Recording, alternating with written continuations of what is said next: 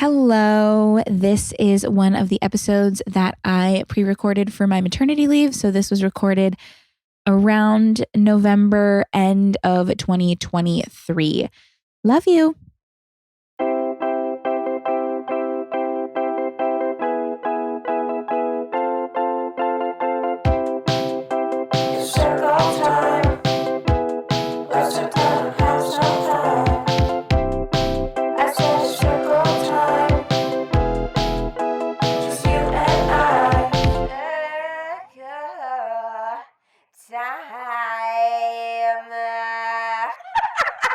Hello. Welcome back. I'm very excited about today's episode. We are doing a full story time episode. I am currently on maternity leave, and I wanted to make sure that I still got to connect with my sweet and beautiful circlers in one way or another. And doing solo episodes, a lot of the times I'm just doing life updates, but I didn't want to stop doing solo episodes just because I'm on maternity leave. And so I thought, what a better way than to do some storytime episodes. As you know, we have a voicemail. You can find the link to it in the description of this episode, the description of the YouTube video if you're watching on YouTube. But you can call in, leave a voicemail about a situation going on, something you need advice on, whatever it is. And I will do my best to give you advice. Even though I am not a, licensed professional. But it's one of my favorite things to do is doing story times with you guys. So let's start. We have Marsh here.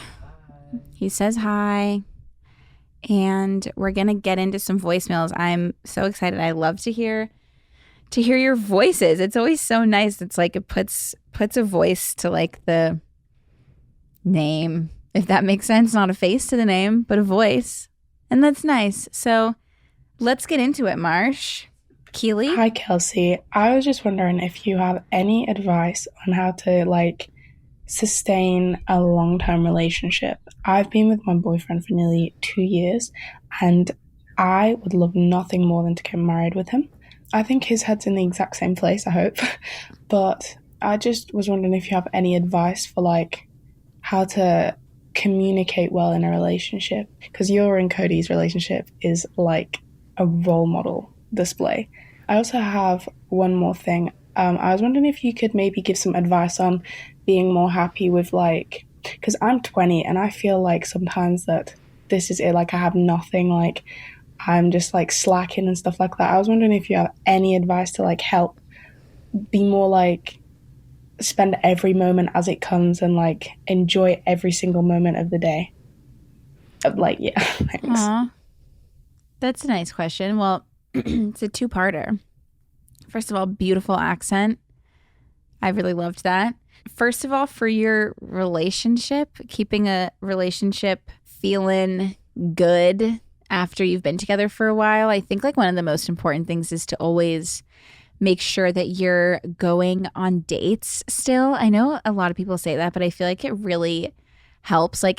Having something, it doesn't need to be a super fancy thing, but doing something you and your partner just because you want to do, just because you want to hang out is so nice. And just making a little plan, even if it's going to take a walk together and just reconnect, going to your favorite restaurant, going to see a movie, going to whatever it is, whatever you guys enjoy doing together.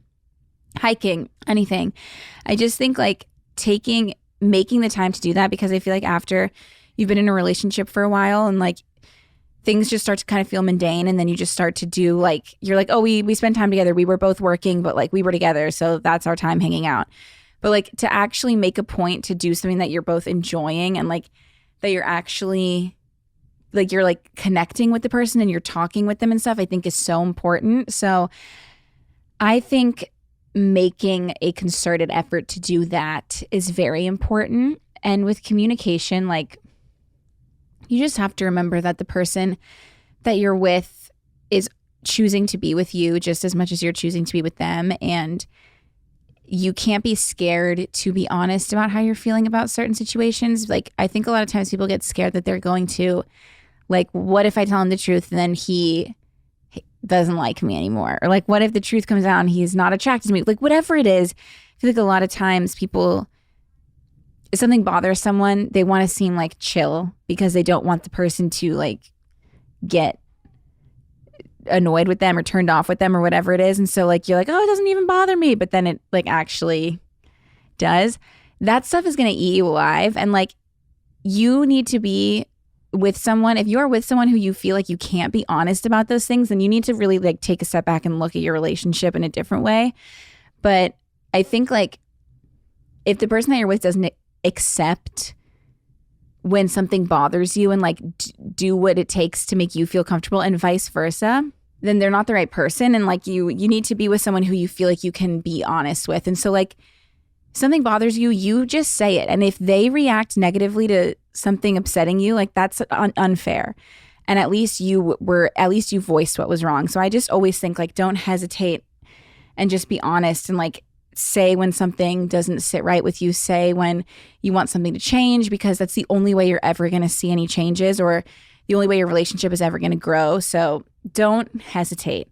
And also make sure that they feel safe enough with you that they can come to you for that kind of stuff too, because it's a two-way street and you both need to be feeling like you are getting the most out of your relationship in order for it to continue to grow and to thrive, you know?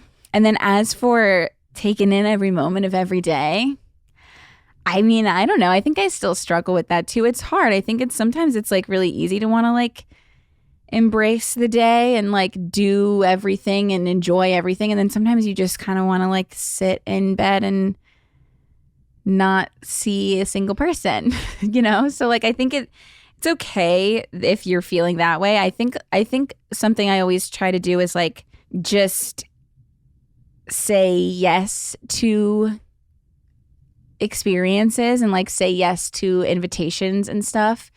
Because a lot of the times, if you're feeling burnt out and you're feeling like you need some time for yourself and you don't want to overextend yourself, you don't want to just say yes to everything. But sometimes I say no to something just because I'm like nervous about it. And if I can tell that I'm saying no because it just kind of makes me nervous and I'm just going to say no so I don't have to feel nervous, those are the things you should be saying yes to. So make sure that you're always saying yes to the things that scare you and saying yes to the things that make you a little bit nervous and like a little bit outside of your comfort zone, because you'll grow so much and you'll see so much and you'll meet new people and you'll experience new things. So yeah, thanks for the questions. Those were two really good ones. Kelsey, I love you and Cody so much. You are genuinely both my parents, and I'm so excited for my new baby brother in January. I was wondering what your opinion is on finding that person, whether that's a love interest or a best friend. I just feel like anytime I gain a new friend and they become my person who I'm obsessed with and always want to be with, I'm never theirs. What do you think I should do? That's a good question.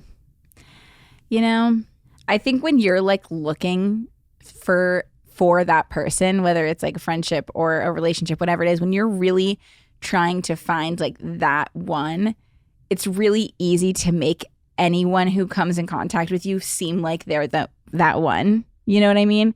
It's like you find every single reason why that person's the one for you, but like it's almost like not natural because you're thinking so much about it. So that's why it doesn't feel like it's reciprocated, because it turns out that those people that you're trying to make fit into the mold of the one are not actually the one. Like when I realized with friendships and with my relationship with Cody, when I realized that I've found like my person, because I think you can have multiple people. Like I have like best friends and I also have Cody, who's also my best friend. But like I think that those like you need like girlfriends and you know what I mean. You know what I'm saying. But I think that like I've realized I haven't even really thought about it. It's just like happened naturally. And then I'm like, oh, you take a step back and you're like, you look at the relationship and you're like, oh, wow, this is my person.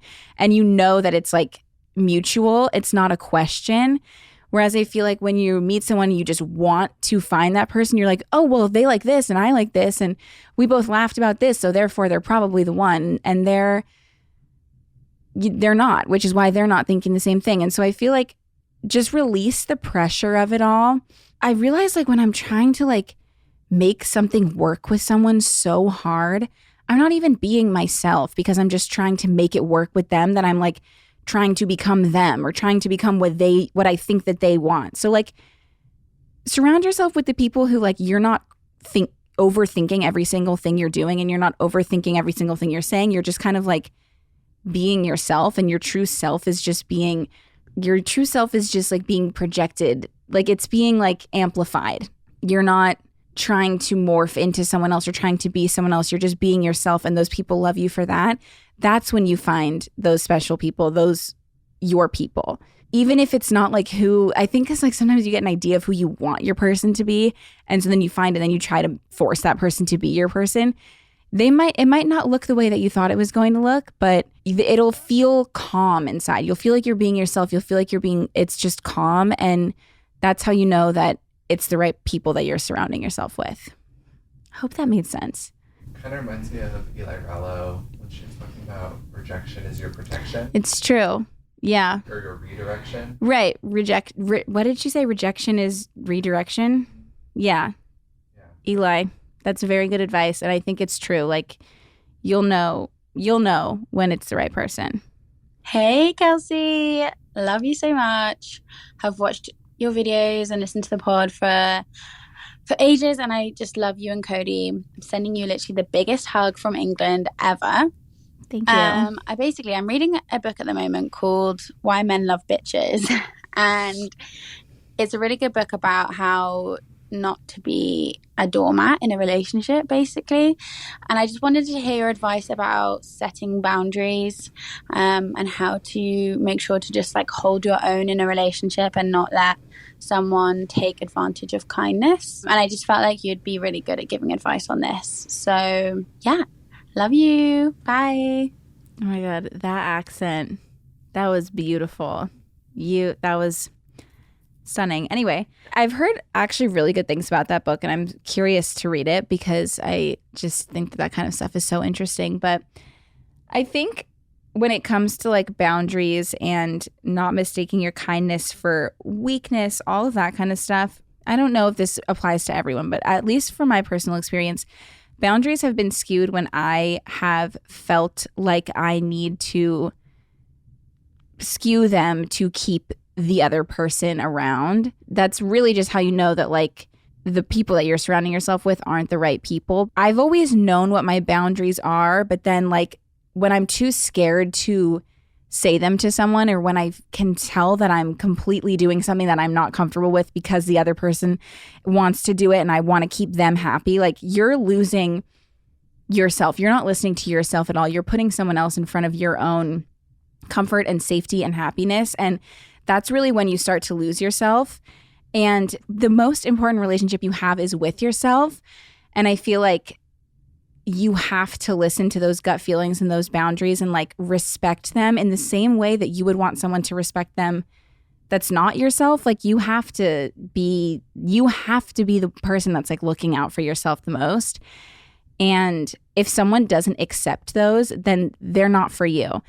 But like you can't let the way that you feel and what you're comfortable doing and what you're believing in and what you want to be taken away just because someone doesn't agree with it. So like regardless of how people react to your boundaries, if you know what works for you, you stick to that.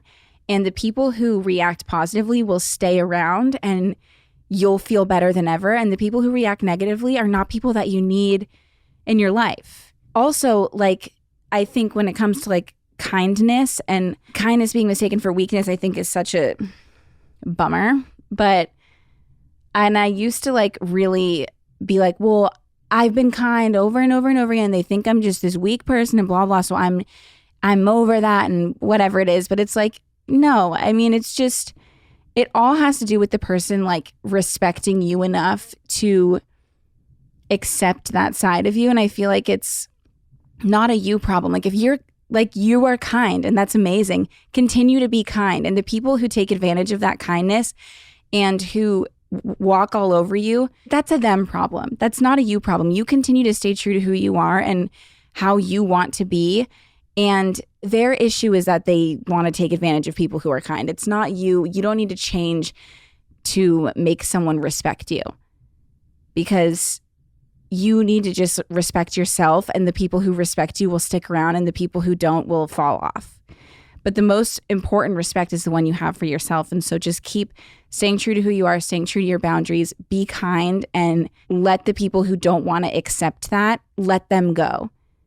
You know, it's not easy, but I think it's like how you'll find the most meaningful relationships is when you start listening to yourself and respecting what you want and who you are.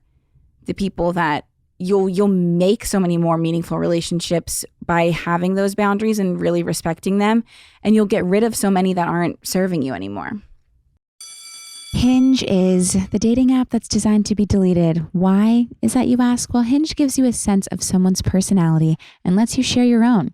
You get to know potential dates through their unique answers to prompts, plus get a sense of someone's dating intentions and what they're looking for.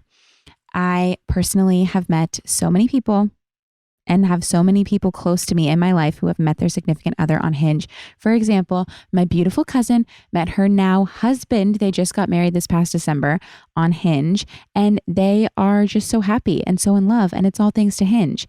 Their answers to the prompts and their photos let them both know they had similar senses of humor, and they had a lot of common interests before they even went on their first date. And because they met on Hinge, they both knew they were looking for a fulfilling relationship, and the rest is just history. I know when it comes to dating, it can be tough to put yourself out there and to know where to start, but that's why I'm excited about our next sponsor, Hinge. As you all know, it is no secret, I am a married woman with a child, but if I were single today, Hinge would be the app for me.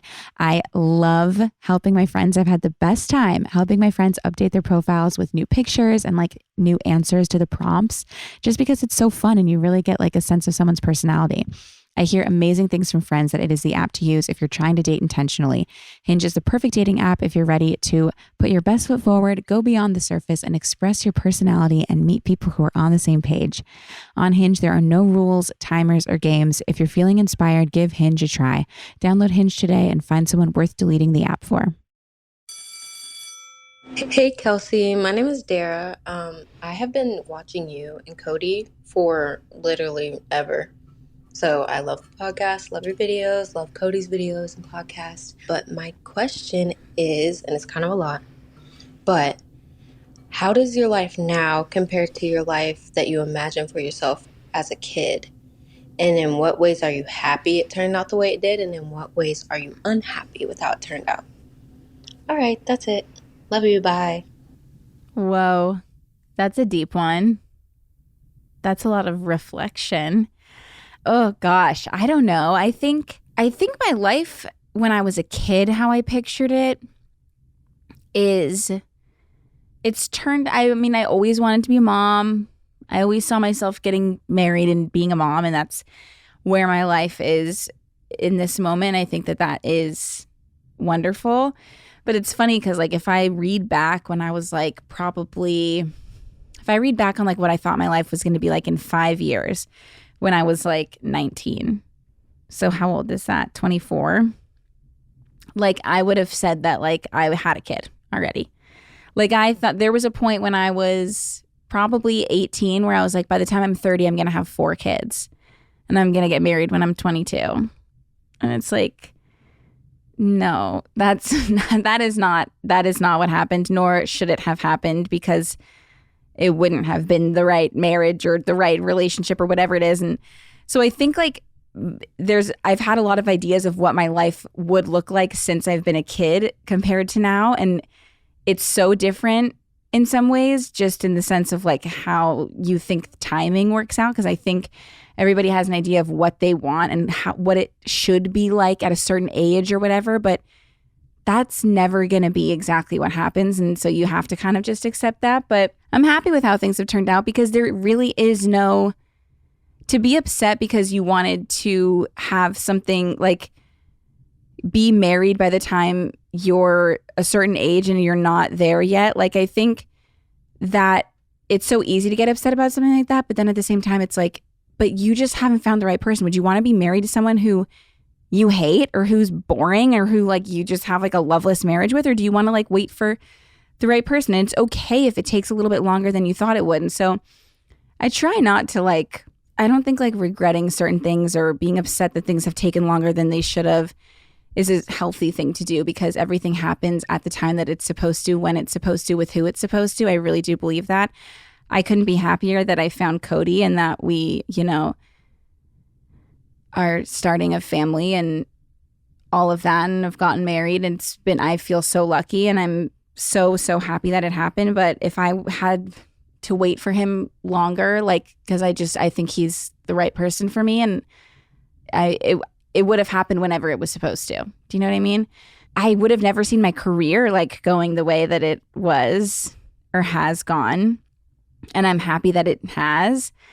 But I try not to be like too sad about how things have turned out if I thought they would be different, because I just think that that's just a waste of time. You got to be happy with how things are going now and accept the way things are going now, even if it's not what you thought it would be, because you'll one day see why everything worked out the way that it did when it did. It will all be clear to you. That has happened to me. Like, I remember I was like going through a breakup when I was like, I don't know, 22. And I like literally would just sit. I would just sit in like my dark living room by myself and be like, why is this happening? What is the reason? Like, this was supposed to be it. And like, I remember like writing down, like, I don't understand why this is happening, because I really think that that's who I was supposed to be with. And I don't, if everything happens for a reason, what the hell was this reason? Because I have no idea. And then I met Cody, you know, 2 years later.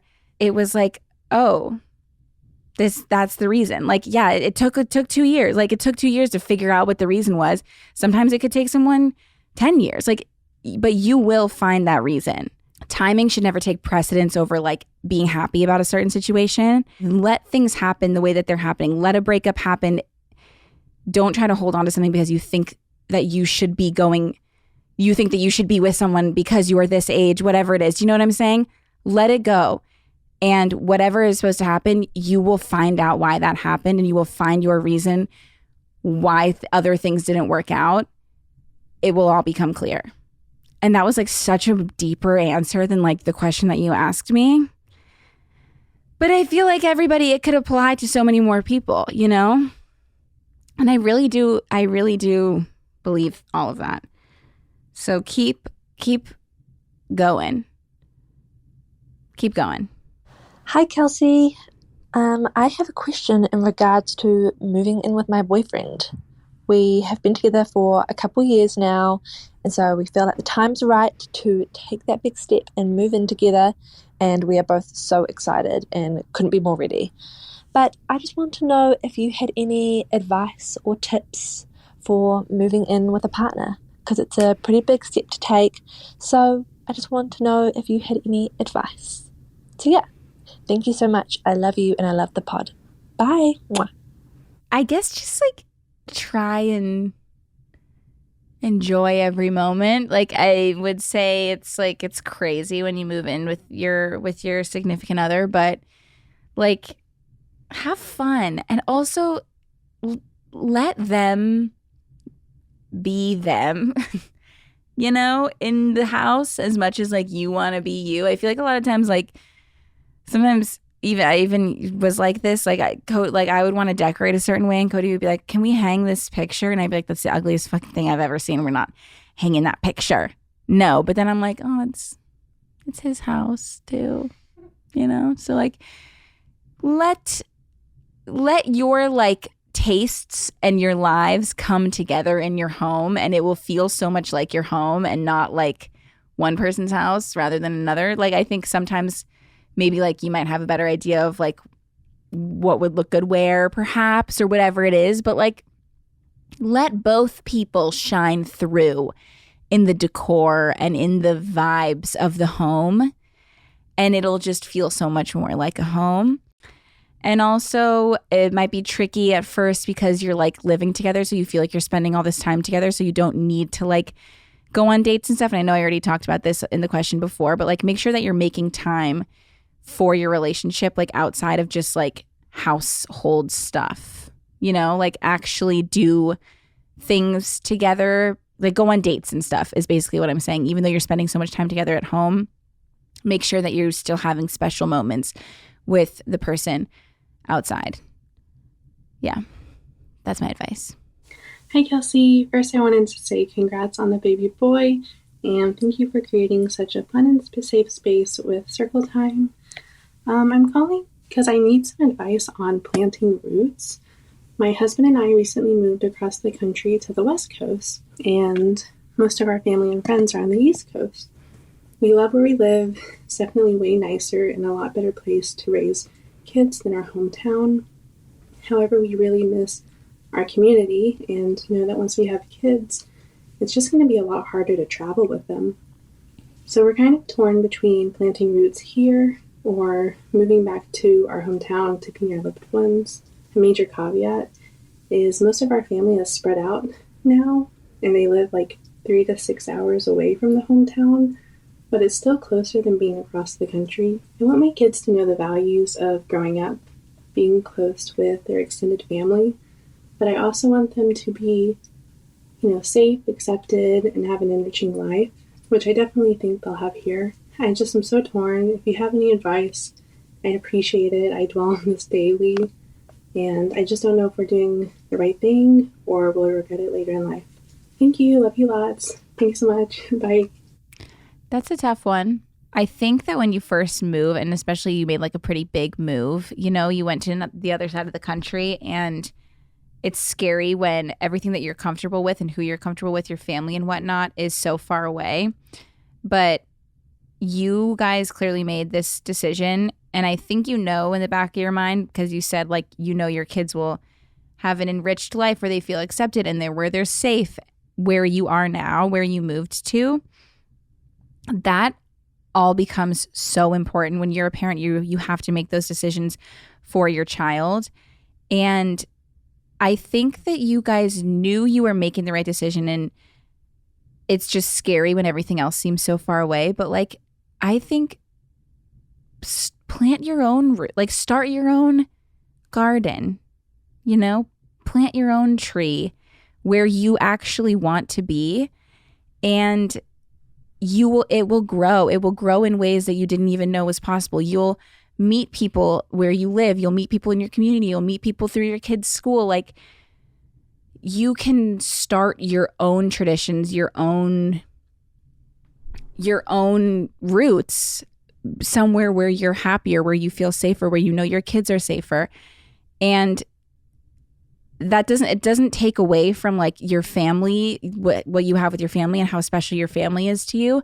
And I think your children, because you clearly feel that those relationships are important, your children will also know that. They will be able to tell by how you talk about your family and how you communicate with them from being so far away, and they'll still get to see them and whatnot. But I think like if your day-to-day life has improved by moving, and you know that your kids are safer and more enriched and accepted and all of those things, like, don't take that away from them just because you feel far away, because you will make your own chosen family kind of where you are, but you still have your family back home and they're not going anywhere, and you'll still be able to make memories with them and do traditions with them that are special, whether it's around the holidays or whatever it is.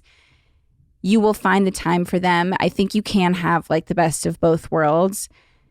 It'll just look a little bit different than just being super close in distance to them. That doesn't mean you won't be close in communication and keeping in touch with them and stuff, but it's okay to do what feels best for your family. It's the right thing to do what feels best for your family, and to put your family and your kids first. And when you're making those decisions is wonderful, and it's okay, and it's a good thing to do, and you're doing the right thing. So stick with it and try and like meet people and really immerse yourself in the community of your new spot. And I think you'll be really happy that you stuck it out. Hi, Kelsey. My name is Marissa. I'm popping on to ask when you figured out you were like ready to get pregnant. I feel like I'm just a few months behind you. I just got married a couple months ago. I'll be 30 in May, and I feel like I'm ready, but I'm not ready. But like, I want kids. I don't know. Yeah, let me know your thoughts. totally understand exactly what you're saying. I do feel like it's one of those things where it's like you're never going to be 100% like, yeah, no, having kids is not scary at all. And like, I'm totally ready. And it's just exactly like, it's always going to be a little bit scary. You know what I mean? It's one of those things where it's like you're really taking that leap and it's always going to be scary, but you kind of just like, you have to just jump in. It's the same thing with like getting married and all of those things. It's scary at first to think like, oh my God, whatever, it's scary. But then you do it and you're like, you kind of just have to jump in head first because you can always find a reason why it's going to be too scary to do. But if you know you want to be a mom and you know you're ready, but then kind of in the back of your mind, you're like, but it's scary. That's okay. Do the scary thing. If you're like 100%, I'm not in the right place yet. I want to work a little bit longer. I want us to be married for longer before we do. Like, then you take all the time you need. But if you're kind of like, if you and your partner have decided that like you are ready, that like you want to have kids and like that you would be excited and you feel financially ready and in your relationship ready and all of those things, if you feel like all of those boxes are checked off and you're ready and the only thing holding you back is like, oh my God, but we're going to have a kid. I think that's kind of when Cody and I were like, okay, let's allow it to maybe happen. You know what I mean? It's never going to be like 100% this isn't scary at all and we're 100% ready because it's always going to be a little bit scary. But sometimes you just got to take the leap. That's what we did. But I know everybody is different and every situation is different. But yeah, it's always going to be a little bit scary. It's still scary now. And this guy's going to be here before we know it. But that's okay. Doing the scary thing is always a good idea, I think. Oh, those are fun. Hi, Kelsey. In one of your past podcasts, you kind of talked about how hard it was being 23 and 24, and how different you feel from those ages and from even when you were 22. I'm 22 right now, and I'm not vibing. So I was just kind of wondering, what advice would you give to like your early 20s self? Totally understand the not vibing with being 22 scenario. Feel that. I did mention that in a podcast, and a lot of you guys were curious about that. I think it's like getting, like, I finished school and you're just like an adult, like a real life adult for the first time. And as I just mentioned a couple questions ago, I was like kind of heartbroken and there was just a lot going on and a lot of freedom and a lot of like just new experiences happening. And it's really scary. The advice that I would give is like, just keep going. You will look back on this time. Like, I look back on the time of me being 22, 23, 24, and like, I'm like, oh my God, nothing was as deep as you thought it was. And I feel like that always happens. Like, that happens with looking back on high school. Like, if you look back on something that happened in high school that you thought was like world crushing, now you're probably like, oh, that wasn't that big of a deal. It's kind of the same thing when you're 22, 23, 24. You think everything's like the biggest deal. But when you look back later on in life, it's not that big of a deal. It does shape you, and that's okay. Life experiences are supposed to shape you, and you are, I think you might not realize it, but you're definitely like learning a lot about life and how to be in society and how to go to work every day or do whatever it is that you're doing every day and like just feel normal and feel like an adult and whatnot. But no, it's not like the end all be all of your life. I would just, tell myself to keep going and that everything gets better and everything changes. And it's a special time that you'll never have back. So try and just like embrace kind of all of the shit that's happening and like the uncertainty and like know that like you can make it out the other side, because it feels like all consuming a lot of the time, but you will make it out the other side, and just keep going. Nothing is permanent. You know, these feelings that you're feeling right now are not permanent. Like, the idea of them lasting forever can just be so daunting, but like, it will not last forever. So don't let it completely take over you. The ball is in your court. You know, you wear the pants. So just keep moving, keep pushing through. Hi, Kelsey. This is Hi. Sydney. First wanted to say, love you, love the pod. I'm literally obsessed. Thanks. But I'm moving to a new state in a few weeks with my boyfriend, and he's already been there, but I'm starting a new job, and I just want some advice on how to make friends in your mid to early 20s.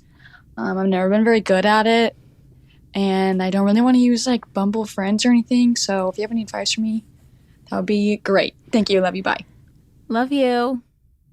Thank you. It's always so hard that I can't like talk to people. Like I feel like I'm like want to have a conversation with you, but you can't hear me, you know? It's one-sided. Anyway, making friends as an adult is scary for sure, and it's not easy because you're not like just forced to be in a class with someone. But I think like the friendships that you make as an adult are almost always, not always, but a lot of times better because you are like making an active choice to hang out with these people. You're not like kind of forced to in like a social setting, and like in school, like you're not forced to be in class with them, or you're not in a sorority with them, or you're not going to like a party, whatever it is. Like I just think that you're like kind of making more of conscious efforts to hang out with people, and you're making more conscious efforts of who you spend your time with.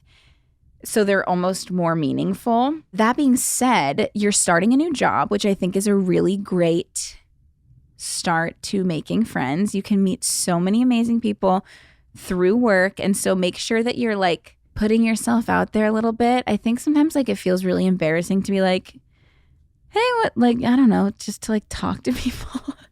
You know what I mean? Is it? I don't know. Maybe that's just like a me thing. But like I feel like sometimes if I'm like, hey, how are you? Like it's not embarrassing to ask someone how they are. I just feel like it's like sometimes you get like so nervous. Like I went to a Pilates class and there was a girl in my class and she was really nice. And we like kind of, this is like very recent.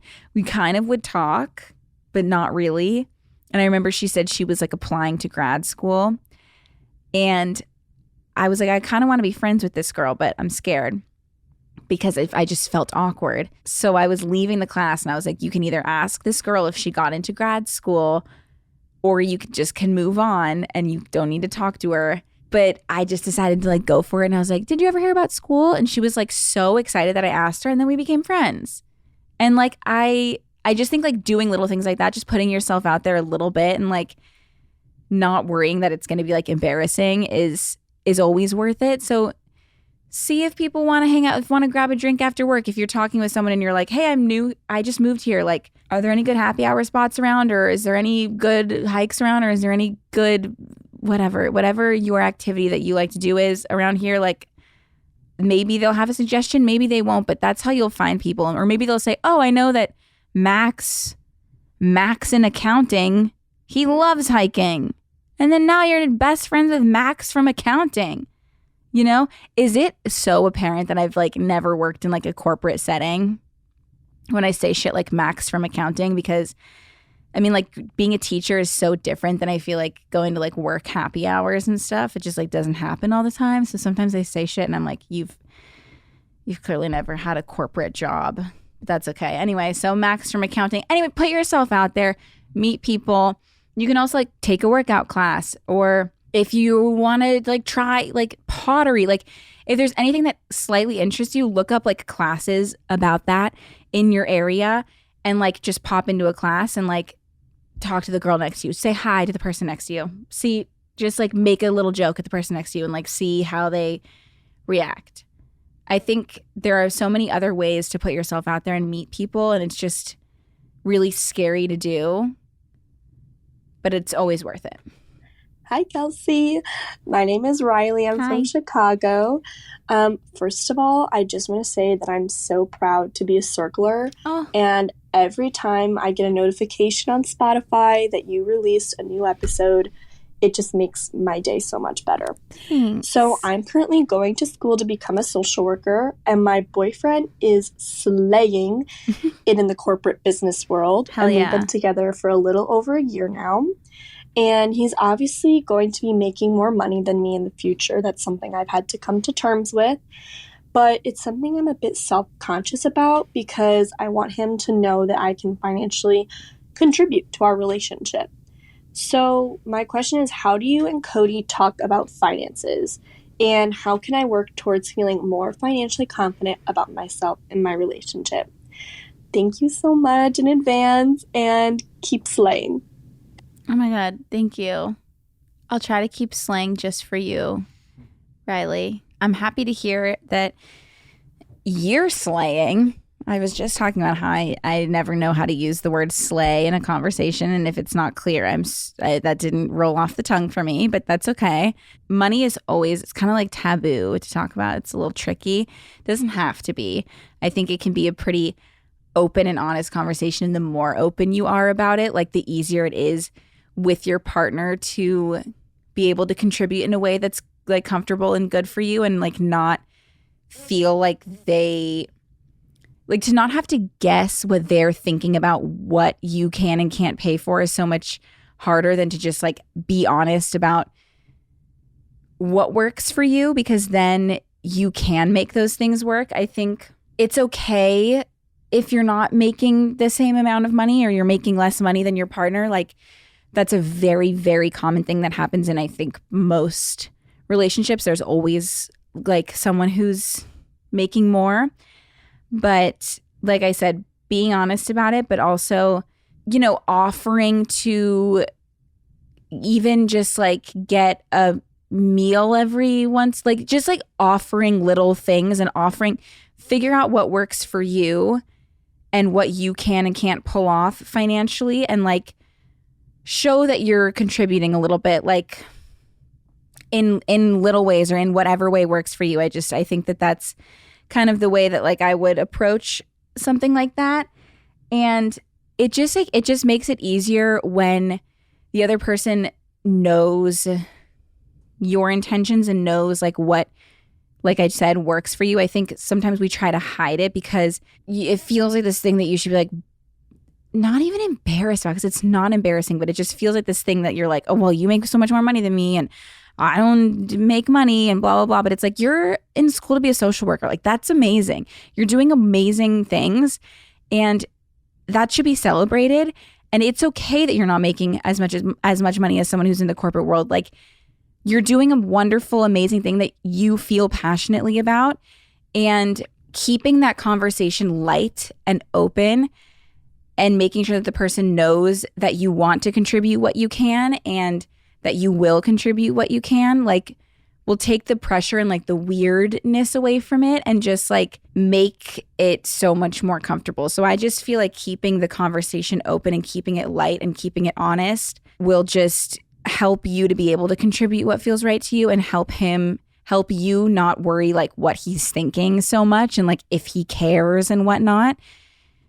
Because most of the time it turns out that they're not gonna care as much as you think that they're gonna care. If you want to prove that you can pay for things and for yourself you want to pay for things to show that you make your own money and you do your own thing, like pay for what feels right for you, pay for what works for you, treat him every once in a while, and it'll make you feel better that he knows where you're coming from. I think that's my advice on that. I know it's tricky, but like it's just as much of an open, honest conversation as anything else in any relationship. And you have to have those kind of conversations to make a relationship work in whole. And you can't like, just because finances are a little bit taboo, like you can't just remove talking about that forever, because it is a part of life and it is a part of your relationship. And you just gotta open that door. And it's not as scary of a conversation to have as you think it would be. Hi, Kelsey. My name is Siobhan. I'm a huge fan of Circle Time. I'm a vloggy baby. Love a vloggy I just baby. want to say thank you for always putting a smile on my face. My question for you is, how is your content going to change after having a baby? Will your baby be in your vlogs, or are you going to stop vlogging? I don't know if you've even thought about that. I hope that question doesn't stress you out. I was just curious. All right. Love ya. Have a good day. Love you. Your question didn't stress me out. I think about this all the time. but I don't have too much of a solid answer for you, unfortunately. I think with the vlogs, we're just going to kind of have to go with the flow and see what works day to day. I think the baby is obviously my first priority, and like making his schedule and his life and stuff. And like, I'm going to be feeding a lot, and there's just a lot to think about. So I don't exactly know how a vlog is going to look yet, because I just have no idea how my life is going to look. He will not be in the vlogs. Like, I won't be showing him. But I will be, talking about my life as a mom. I think I'll focus on like my experience and just like kind of like my vlogs right now, are just like what I'm doing day to day. And so it will be very much still that, if I had to guess, just not showing him, but kind of just like what's going on, what I'm doing, how I'm feeling, all of that kind of stuff. But I really can't know for sure until he's around. And I don't know. I think it'll just take a beat to figure out like how to vlog while being a mother of a newborn, but we'll figure that out. So the vlogs will happen. I just don't know when, and I don't know how, but they'll be back. So keep an eye out. Oh my God, I almost just peed my pants during that. I don't know if you could tell on camera, but I was moving around during that one. Okay. So we've been doing our journal questions, as you guys know, but I just felt like we were getting the same questions over and over again, and I just wanted to spice it up a little bit. So I found like a journal for kids, and it's like one question a day for kids. And so I was like, this is perfect. So now we're going to pick a random date, and we're going to find a journal question, and we're going to answer it. Marsh, would you do the honors of giving me a date? Ooh, a date. July 31st. July 31st. Brother's birthday. Aww. If you could change one thing about your best friend, what would it be? A T. Oh my God. I would change the fact that she lives far away from me. That we would be neighbors. And I'm going to manifest that that's going to come true. So that's all I would change. So yeah, that's my answer. And there we have it. Before I pee on Circle Time, live on Circle Time, I'm going to have to say goodbye to you guys. But doing these is always just makes me so happy. And I love you all so much. And thank you for being so amazing and for loving the circle as much as I do. And I will see you next time. So I love you all. Bye. Thanks for listening. Circle Time. Let's have time. I said circle time. Just you and I. Time.